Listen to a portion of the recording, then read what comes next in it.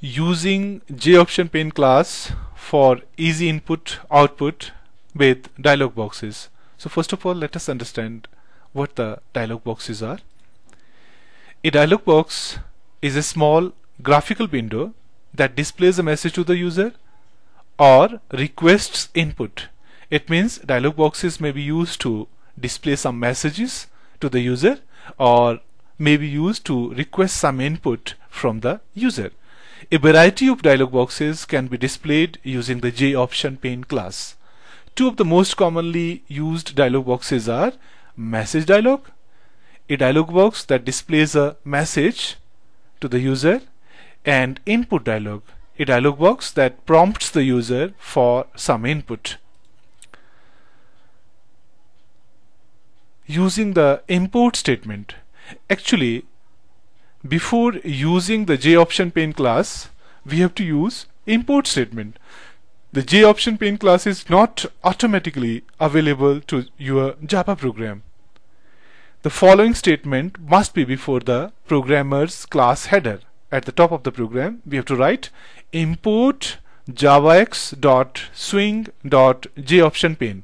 jOptionPane class is comes under swing package, so we have to import that swing package, and the syntax would be import javax.swing.jOptionPane. This statement tells the compiler where to find the jOptionPane class.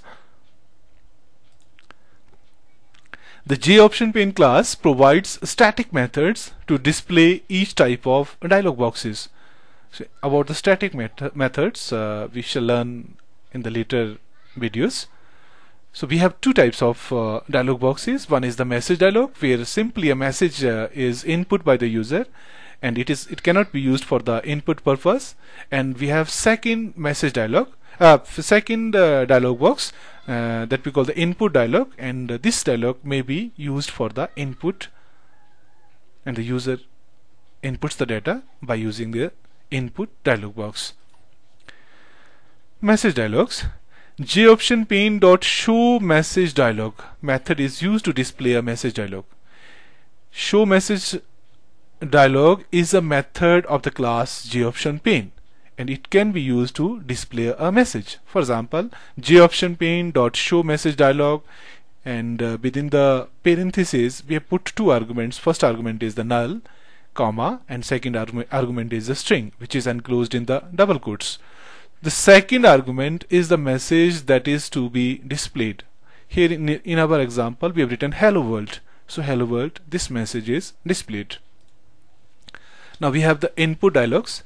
An input dialog is a quick and simple way to ask the user to enter data.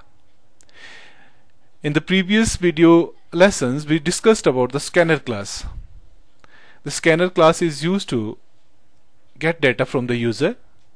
But in case of when we used different methods of the scanner class, at that time no separate windows were displayed for the for inputting the data.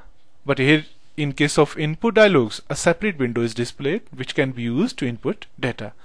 The dialog displays a text field where the user may input the data, an OK button and a cancel button.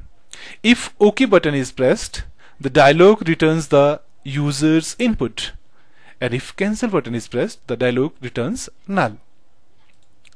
Let us take an example. For example, we want to give an option to the user that he or she has to input a name. So that will be done with the help of the input dialogs. So we have to write here, as the user is expected to input the name, which would be a string. So we have to declare a variable of type string. So string name. Then name equals to jOptionPane.show input dialog, because we want to input the data. So we have to write here show input dialog. This is a method of the class jOptionPane, and here within the parentheses we have to write the message title, message basically. So enter your name. The argument passed to the method is the message to display. For example, we have written here enter your name. So this message is displayed to the user means the user is expected to input his or her name. If the user clicks on the OK button, we have two buttons here, OK button and cancel button. If the user clicks on the OK button, the name references the string entered by the user. For example, we write here, the user inputs here Ashutosh Sharma. So Ashutosh Sharma will be assigned to this name variable of the class string. If the user clicks on the cancel button, the name reference is null, so it will be empty. So in the next video lesson, we shall design a simple Java program by making the use of jOptionPane class.